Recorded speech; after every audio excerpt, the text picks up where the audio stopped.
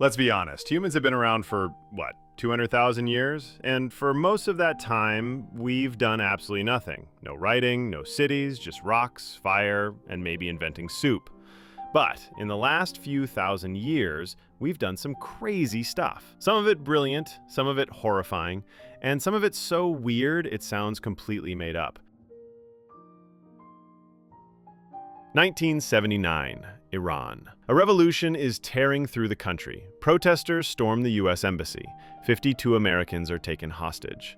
But 6 escape. They hide out in the Canadian ambassador's house. If anyone finds them, they're dead. So, what does the CIA do? They come up with a rescue plan so insane it actually works. They decide to make a fake Hollywood movie. No joke, a totally fake sci-fi film called Argo. The cover story? These 6 Americans are actually Canadian filmmakers scouting locations in Iran. The CIA makes movie posters, writes a script, rents an office in Los Angeles. They even hire real Hollywood people to make it look legit. Then CIA agent Tony Mendez flies into Tehran, pretending to be the movie's producer. He meets the 6 escapees, gives them new fake identities. They dress like filmmakers, they memorize their fake roles, and they head to the airport. One customs check, one security screening, one very tense stare from an armed guard, and then they're through. They board a plane, and just like that, they're free. The CIA rescued 6 people with nothing but movie magic. Years later, the operation is declassified. Ben Affleck turns it into a movie, and yes, it wins an Oscar. A wrong turn starts World War I, 1914, June 28th, Sarajevo.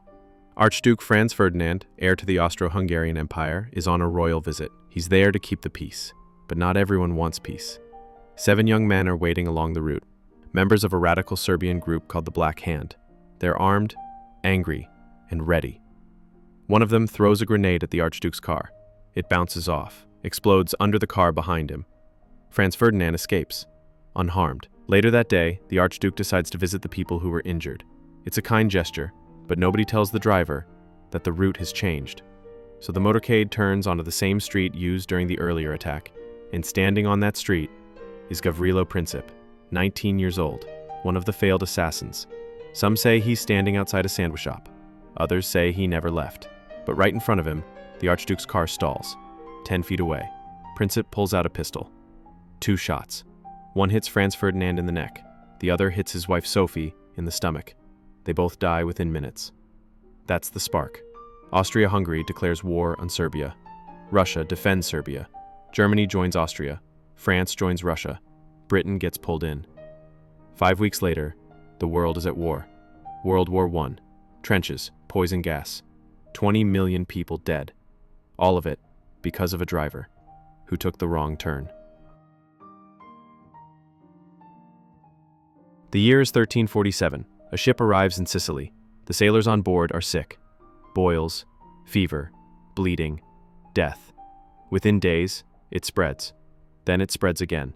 And again, across Europe, across Asia, across the known world. They call it the Black Death. What caused it? A bacteria, carried by fleas.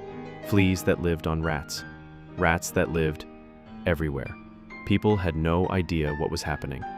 Some blamed God, some blamed witches, others blamed the stars. Cities were emptied. Villages disappeared. Entire families were gone overnight.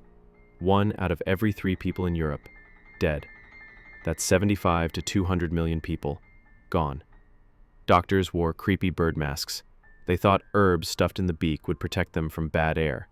Spoiler alert, it didn't. The world changed. The economy collapsed. Religion shifted. Feudalism began to die. But strangely, out of the plague came something new. The Renaissance, art, science, new ideas. Sometimes, the darkest moments in history lead to the brightest rebirths.